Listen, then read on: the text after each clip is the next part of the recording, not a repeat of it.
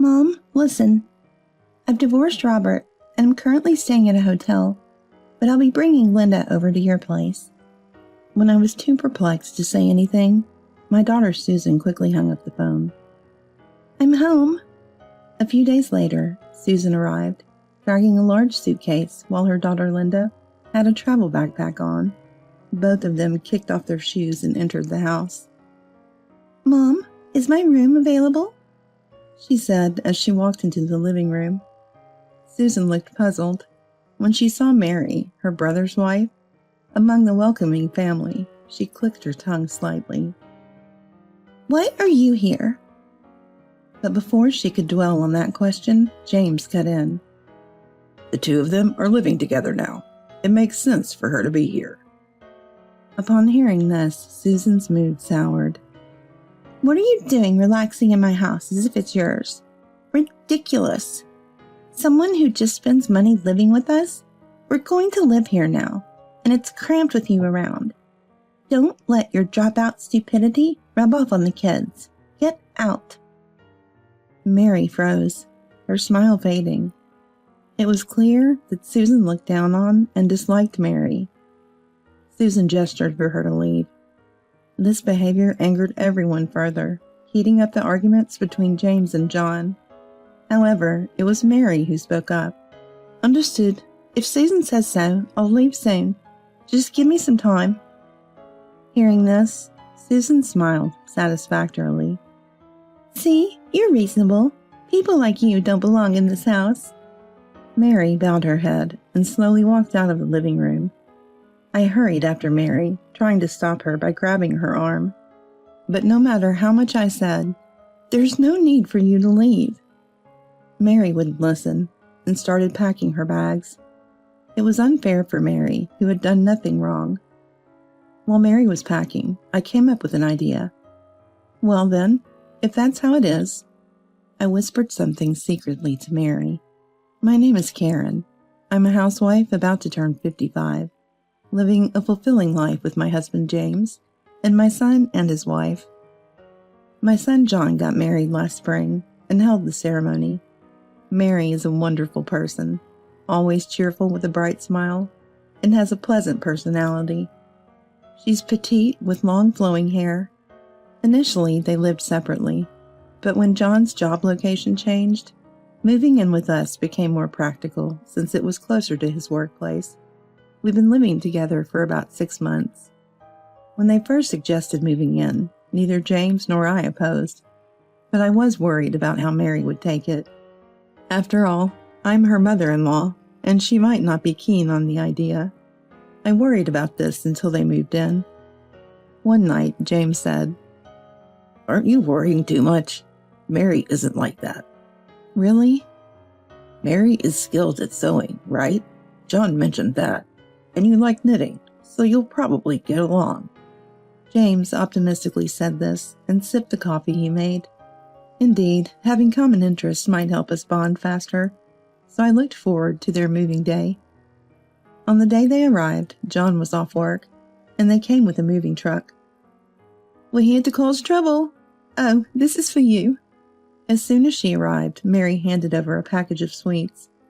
Surprised, I opened it to find an assortment of famous confections. You didn't have to go to such trouble. No, I had to bring something.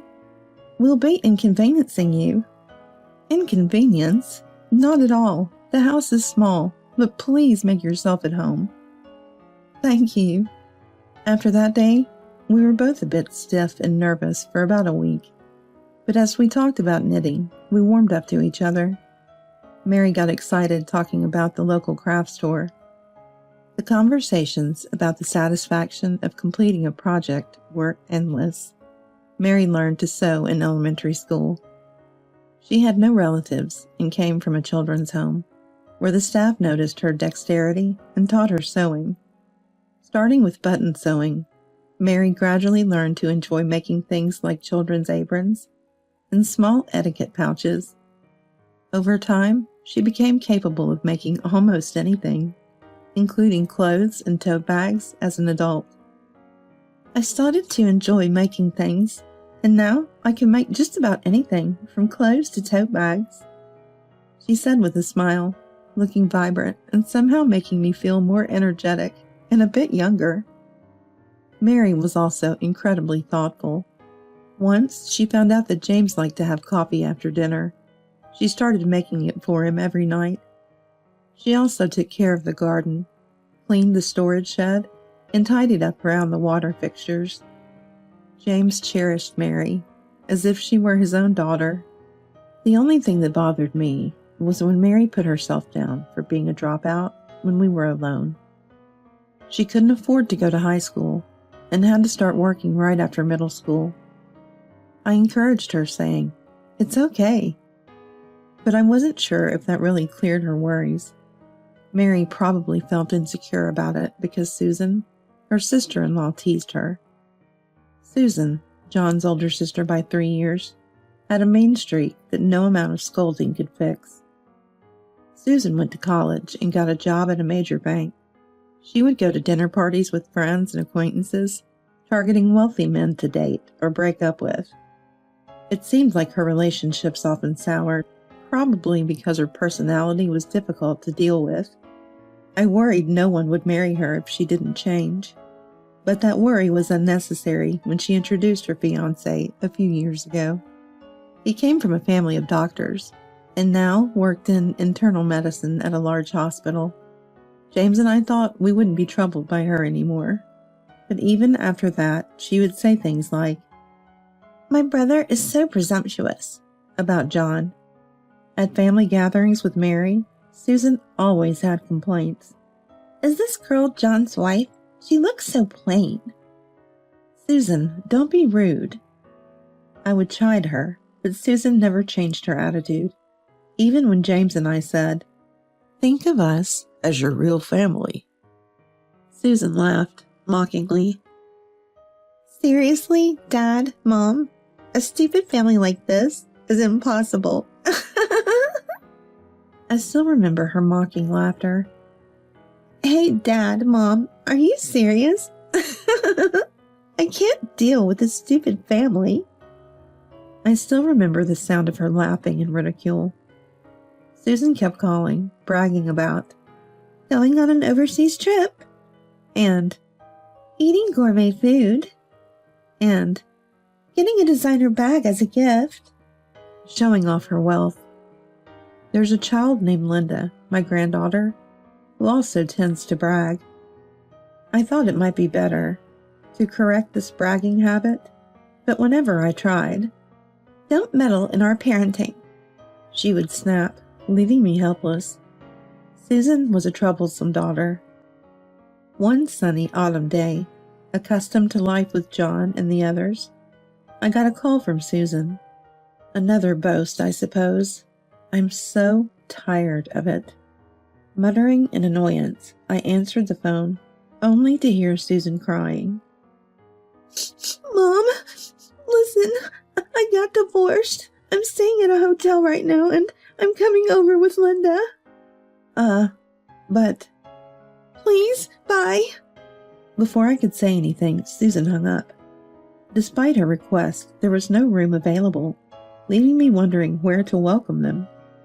I cleaned up my room that day, cleared out half the closet, thinking it'd be cramped, but they had to stay here. As I was tidying up, Mary returned from shopping, surprised at what I was doing. "Why are you emptying your room?" "Susan and Linda are coming back. She's divorced now. Since there's no room, they'll use mine." "What? So where will you sleep?" "I'll make room in my room, so sleep there." "What are you saying? You need to take care of yourself now. I'll sleep in the living room." A few days later, Susan and Linda, unaware of anything, returned. "We're home." Susan dragged a large suitcase, and Linda carried a travel backpack. Both of them kicked off their shoes and entered the house. "Mom, is my room available, huh?" Entering the living room, they found me, James, John, and Mary just enjoying a family moment. Seeing Mary, Susan clicked her tongue softly. "Why are you here?" But before she could continue, James intervened. Susan, these two are living with us now. It's only natural. Besides, Robert told us everything about your situation. In the days that followed, while preparing the room, we also contacted Robert to understand the reasons behind the divorce. The reasons were surprising to both me and James. Susan, you were in charge of your husband's wallet, spending lavishly on trips abroad and designer bags, leaving most household chores to his service. Susan looked uncomfortable. He even doubted whether those trips were really just with Linda, suggesting you might have been with friends. Huh? What now? I'm tired from the divorce, and coming back here, I don't want to hear this. I have a room, right? Susan sighed heavily, ready to take her suitcase upstairs. Me and James stopped her. Wait a minute. Let's finish this conversation. Tell us the truth. There's no truth. It's all lies from him. I went on trips with friends and Linda was there. It's just spending a little money. It's not just a little. The thing is. Watching this, Mary stepped in. Her hair swayed uneasily. James, let's leave it at that. We can talk some other time. Susan must be tired. Please, go to your room, Mary said with a smile.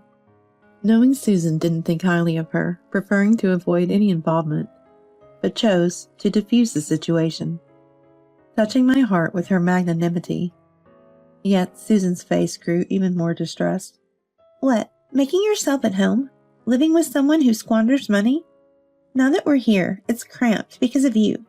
Stupidity spreads to the kids. Get out. Mary was taken aback by the harshness and the words, her smile fading. James, John, and I couldn't help but respond angrily to Susan. Susan, apologize to Mary. What a terrible thing to say. It's awful. Mary isn't stupid, nor does she just waste money. I hate being around such idiots. Susan waved her hand, showing the back of it as if to say go away. James and John became even more incensed at her actions. We never agreed to you coming back in the first place. Do you understand that? But this is my parents' house, so it's natural for me to come back. This may be your parents' house, but coming back like this is unbelievable. Sis, how do you plan to cover living expenses? You quit your job, right? Well, yes. I'll take a break from work for a while, so John and Dad can support me and Linda until I find a job. Mom can take care of Linda. Susan has always been like this, quite self-centered. That's why I was reluctant to accept her back. Hey, just to clarify, by when do you plan to find a job? It's almost time for Linda to start preschool. And what about picking her up?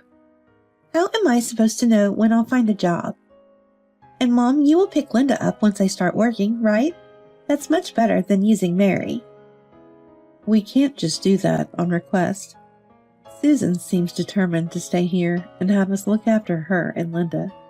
Linda, unable to keep up with the adults' argument, tried to get attention by crying and shouting. It's how it's going to be, so please understand. What an attitude she has.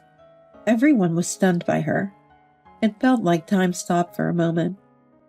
But then Mary spoke up unexpectedly. Understood. If Susan says so. I'll be leaving soon, so please give me some time. Hearing this, Susan smiled contentedly. See, that's very understanding of you.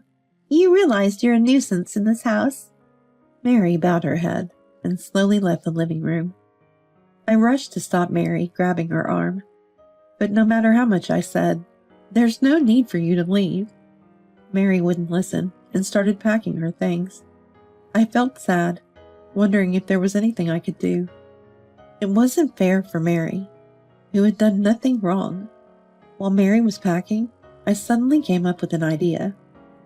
Well, if that's how it is, I whispered something to Mary. Weeks after Susan's return, the mornings and evenings had grown colder, and the autumn leaves in the nearby park had progressed, making it feel fully like autumn. Mary had found a new place, finished the viewings, signed the lease, and started moving her belongings. Susan was happy to see this, and Linda had learned to look down on others, pointing and laughing. Linda, stop pointing at people. Even when I scolded her, Linda seemed to enjoy herself, sticking out her tongue and laughing. She complained about the food Mary and I cooked, spat it out as if it was a game, and the house was a mess with sand and mud from playing in the sandbox. Talking to Susan was of no use. Don't you think it's good for kids to be lively? Don't you agree, Mom? I wanted to say that wasn't the point, but I was too tired to argue. James and John were still on bad terms with Susan, and the house was in chaos. But it would all be over with a bit more patience. One Sunday night, after helping Mary unpack at her new place, I received a call from Susan. During the day, me, James, John, and Mary had gone to the new place, leaving Susan alone at home. It was dark, and she must have grown impatient waiting for us to return and called. Hey, Mom, when are you coming back? I'm hungry and want the laundry done. Linda probably wants to sleep, too. To that, I replied sharply, we're not coming back there. Susan was shocked on the other end of the phone, hurling insults. Don't joke. What do you mean? I haven't heard about this. Come back and make dinner. And other such immature comments from a mother. I see. So I'm being blamed by that dropout idiot, am I? Am I the dropout idiot you're referring to?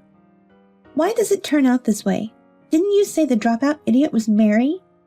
I'm a dropout too. At that moment, the other end of the phone went silent. Perhaps it's more accurate to say she was speechless.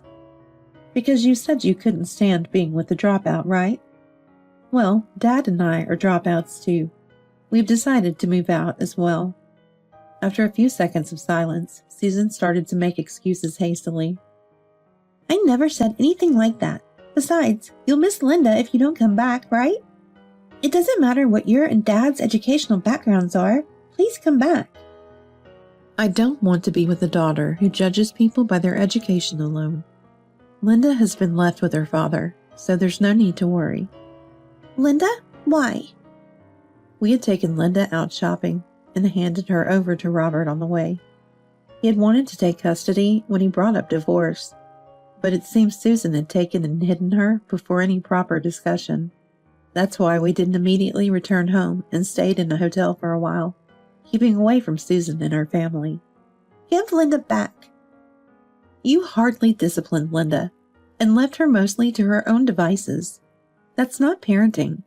She deserves a proper education and a proper family. I hung up the phone as Susan continued to scream. Despite her multiple calls afterward, I set my phone to ignore her calls and put it down. When I looked up, I caught Mary's anxious gaze. I smiled and gave her a thumbs up. It's okay. Mary smiled back, reassured. A week after moving in, we had become reasonably acquainted with the neighbors.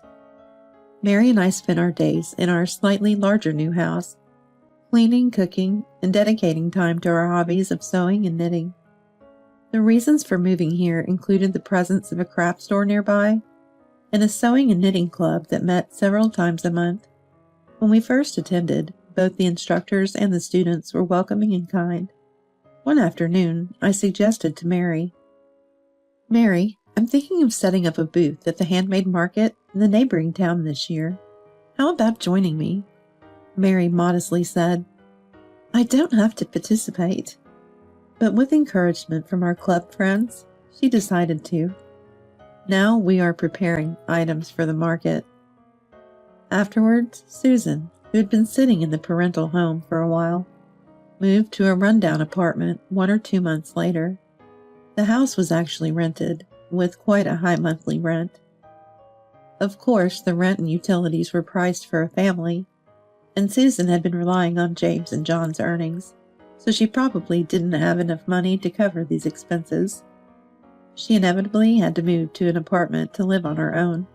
Susan was essentially unemployed, and raising Linda in such a condition would have been difficult. There was even a risk that both mother and daughter could end up homeless. Initially, it was a bit hard to separate Linda from her mother, but given how things turned out, it seems it was a good decision to leave her with Robert. I thought we wouldn't be bothered by Susan anymore, but recently, a letter from Robert arrived, surprising both me and James. It revealed that the child support paid by Robert for Linda was actually being spent on nightclubs. Knowing Susan's spending habits, Robert had hired a detective to ensure the child support was really being used for Linda.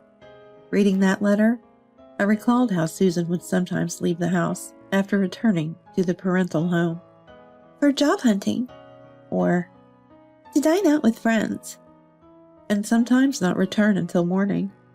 It was clear that she had been out having fun, but I wondered where the money for such activities had come from. I had never imagined she was actually going to those kinds of places and spending the night drinking. Part of me wanted to believe in my own daughter.